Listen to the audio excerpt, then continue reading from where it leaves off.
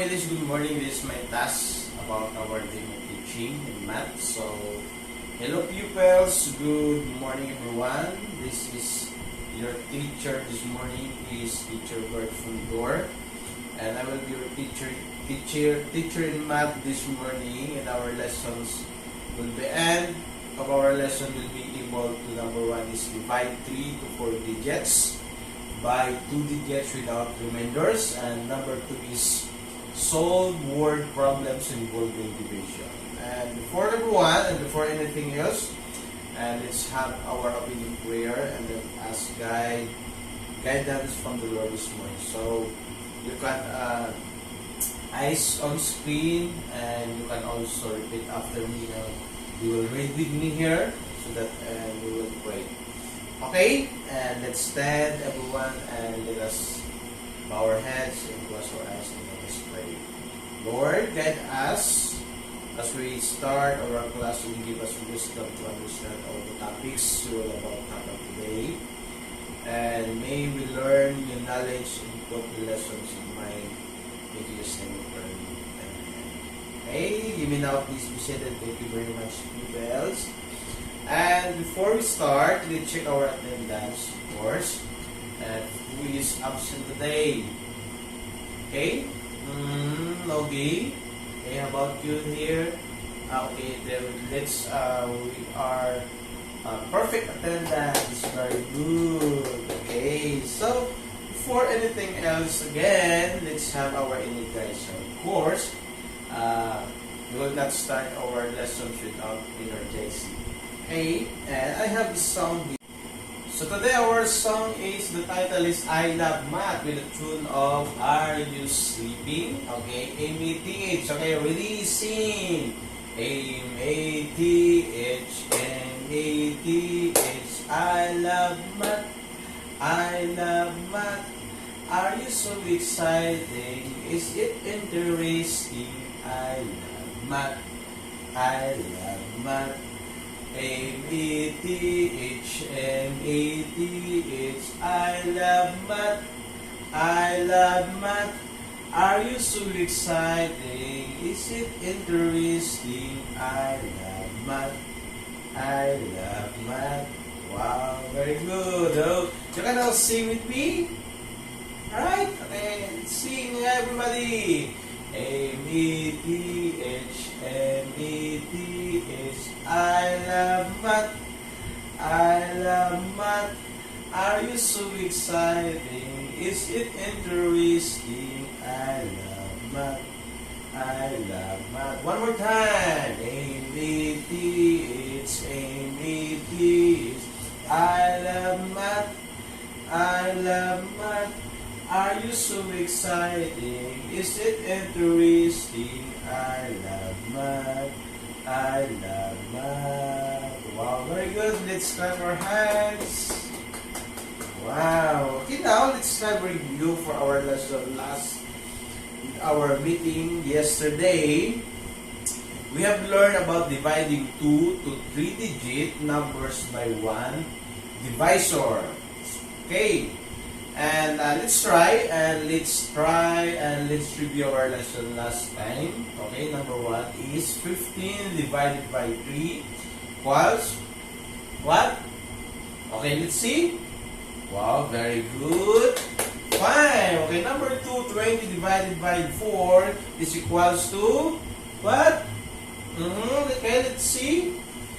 Okay, 5. Very good. Okay, the number 3 is 36 divided by 6. Who can guess? Okay, let's see.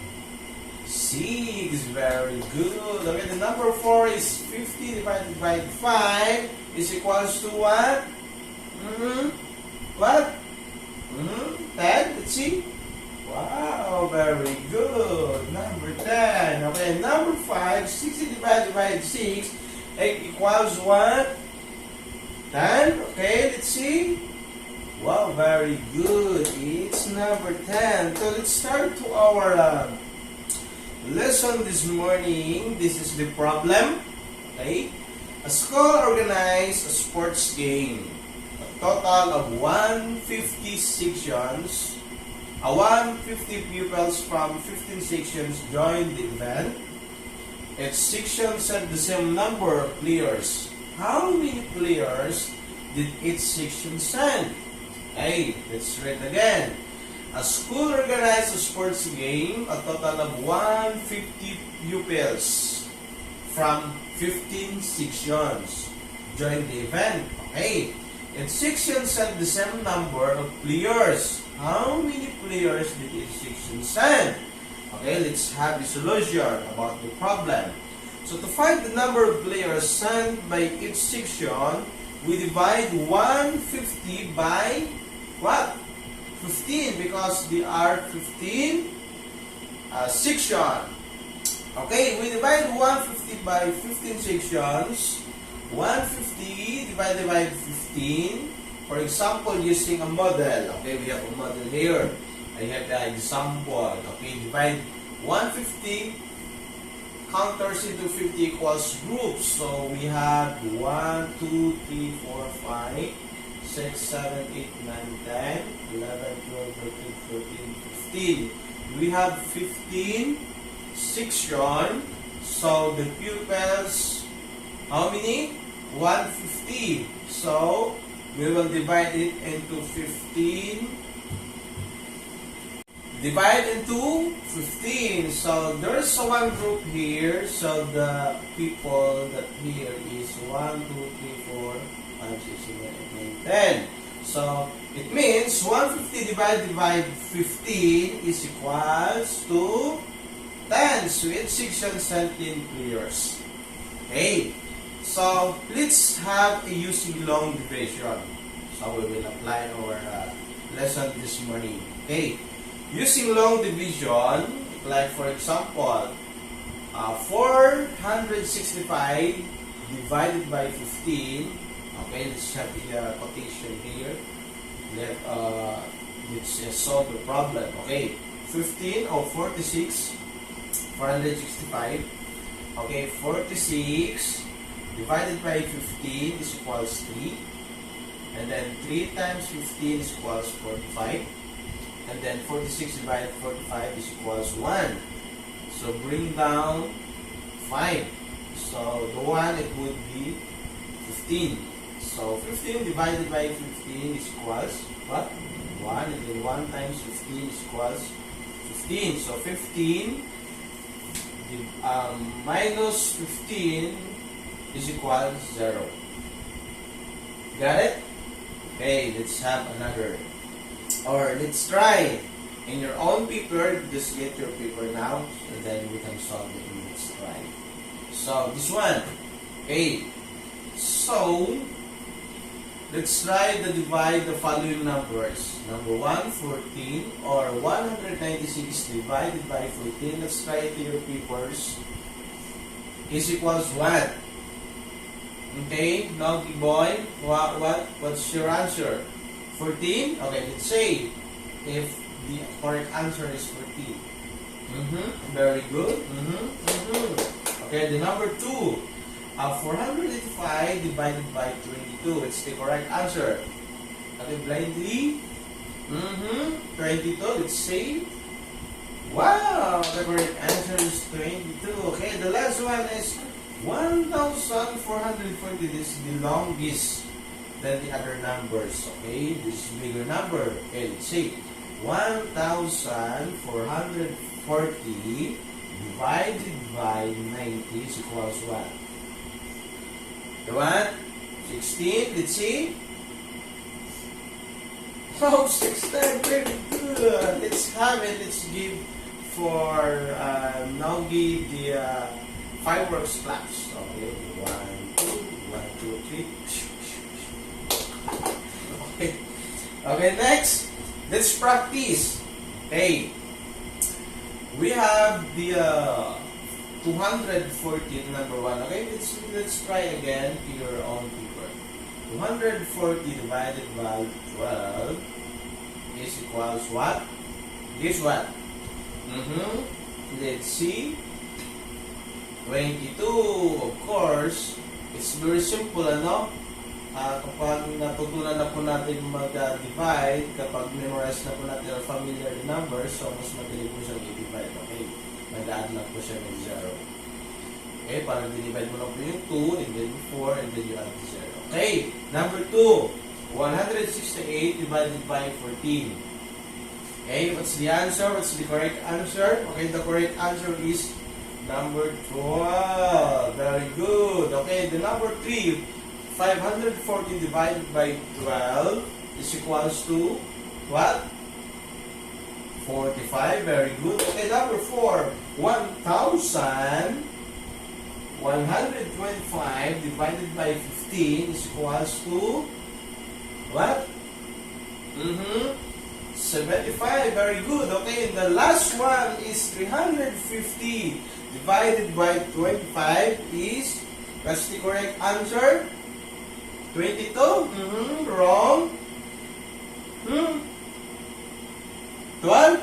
Wrong. Okay, this is the correct answer. 14. Okay. Now, let's go to solve the problem and show your solutions. So that we will check if you learn. Okay, solve the problem and show your solutions. Okay, like for example, there are 4,675 oranges packed in a box in our store, and each box contains 25 oranges. How many boxes of oranges are there? Okay, 4,675 divided by 25. Okay, the question is, how many boxes of oranges are there? Again, there are 4,675 oranges packed in a box in our store. Each box contains 25 oranges. How many boxes of oranges are there? Okay, let's see the solution. So the correct answer is what? 100 what? 75? Wrong. 189? Wrong. So the correct answer is, let's reveal the answer. The correct answer is 187 boxes of oranges. Wow, very good. Okay, next line. There's another one. Linda harvested 483 apples from her farm. So, si Linda ay isang farmer. So, Linda harvested 483 apples from her farm. Its apple bore 21 fruits. Okay? Again, Linda harvested 483 apples from her farm. 483 apples from her farm. Its apple bore 21 fruits. How many apple trees did Linda have on her farm? Okay. Let's count and let's solve the solution. What's your answer? Guess what? 29? No. 443 apples from her farm. Its apple bore 21 fruits. How many apple trees did Linda have? Huh? 20? 23? Let's see the correct answer. Yes, it's 23. Very good. Okay, let's next line. Another one. At the sale, Leonard bought a box of soap for 420 pesos. Bumili si Leonard ng isang box ng halaga po ay 420 pesos. The box contained 20 bars of soap. So, yung laman po ng isang box ay 20 o 20 bars of soap. How many did each bar of soap cost? So, magkano daw po yung isang bars? Magkano po yung halaga po yun? So, meron siyang 420 pesos. Divide 20. Okay, the correct answer is 23, no. 483 divided by 21. Okay, the correct answer is 21 pesos. Wow, very good. Okay, let's have a group activity this morning so that we will check And let us see if you learn our lesson this morning. Okay? So, the group 1 here, and then the group 2 here. So, what's the standard of our groupings? What? Kept quiet. Another one? What is it? Cooperation? Yes, of course. We need cooperation to our groups. Huh? Okay, let's see. Now, okay, let's our eyes on the screen. Okay. Okay, I will give you 5 minutes for our groupings to solve the solution or to solve the problem, and we will see your solution later on. Okay, paper stop. Okay, 5 minutes is done, 5 minutes is over. Okay, so to our group 1, this is the first question that we have here. Okay, let's check your groupings if each of you are cooperative in groups. Okay, 578 divided by 17 is equals to what? Let's say if your answer is correct. 34. Right, Messi? Very good. Right. And number 2, 616 divided by 56. What's your correct answer? Okay. 11. Very good. And number 3, 3,780 divided by 15. What's your correct answer? 200 what? 50. Let's see. 252. Very good. Okay. Number 4. 2,821 divided by 31. What's the correct answer? The correct answer is 91. Very good. And 6,656 divided by 52. What's the correct answer? 128. Very good. Okay, let's proceed to the group 2. And so that we will check if you are listening to our discussion this morning. So direction, find the quotient of the following. Okay, the question number 1 is 6,049 divided by 23. What's the correct answer? Let's see, 263. Very good. Okay, the 3,945 divided by 15. What's the correct answer? Okay, group 2, what's the correct answer?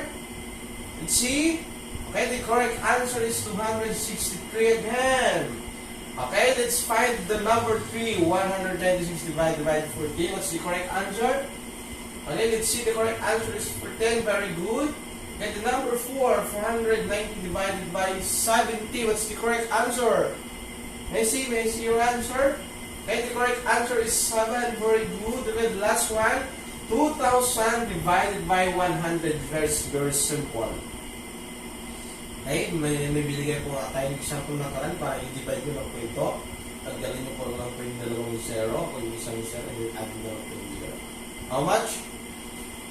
20. Very good. Okay, let's proceed to the group 3. Group 3, find the quotient of the following. 288 divided by 12. What's the correct answer? The correct answer is 24. Very good. So 1,518 divided by 22. What's the correct answer? The correct answer is 69. Okay. 572 divided by 44. What's the correct answer? What? Let's see. 13. Very good. So the last or the second last is 572 divided by 23. What's the correct answer? The correct answer is 25. Very good. Okay, the last one. 1,775 divided by 27. What's the correct answer? The correct answer is 60. What? 63 now. 60. 61 now. 1,775 divided by 26. The correct answer is 65. Very good, group 3. Very good, very good. Okay. Let's proceed to the generalization. Generalization. How do we divide 3 to 4 digits by 2 digits numbers? Again, how do we divide 3 to 4 digits by 2 digits numbers? Hey, To divide 3 to 4 digits by 2 digits numbers, divide the numbers starting from the highest place value. Okay? Numbers starting from what? The highest place value. Okay? The second one is follow the steps. Divide, multiply, subtract, and bring down the next digit to the right. Okay?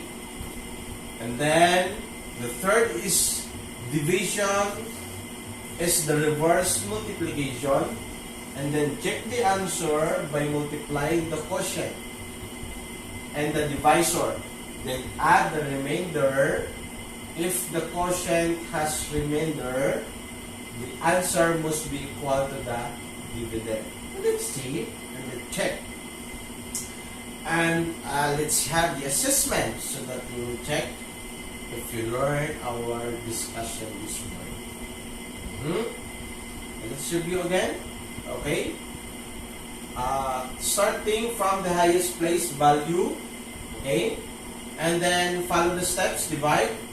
Then multiply mo again. And then subtract and bring down the next digit. This is what we did a while ago. Alright. Meron tayong okay. Dinivide muna natin yung sa kabila. And then yung answer po sa itaas. And then nag-times po tayo. Then nilagyan natin sa baba yung answer, then nag-subtract po tayo, then meron tayo binaba. Okay? Kung naalala niyo po kanina. No? Okay. Let's see assessment so that we will try if we learn. Okay? 100 divided by 10. What's the correct answer? None of the above. Okay? 15, 10, 5, or none of the above. Let's see. Very good. Number 10. Okay, number 2. 5,610 divided by 85. What's the correct answer? 69, 65, 66, or none of the above. Let's see. Who gives 65? No give. Who gives 66? Blended in. 69. Okay, let's see. The correct answer is 66. Very good. So the third assessment is 448 divided by 28. Who guessed 10? 11, 16, 15. Now, let's see. The correct answer is 16. Very good. Okay, number 4, 7,203. Divided by 22, what's the correct answer? Eyes on screen, please. 354, let's see. The correct answer is 343. Very good. Okay, last one. 2016 divided by 14, what's the correct answer? 144 or 144? 444 or 124? What's the correct answer? The correct answer is 144. Round of applause, please. Okay, let's have the additional activities and do it this one is to your home. Or copy it now and I will give you 2 minutes to copy and do it to your home. So that we will check on it next meeting. And let's try to learn our discussion this morning. So this is now time to dismiss, and thank you very much, pupils. And this is your teacher, Teacher Bert Fundor. And thank you very much. And mag-list open yung print ko na outside. Everything naman or approve ko sa inyo natin. Maraming salamat po. Good morning, and thank you very much.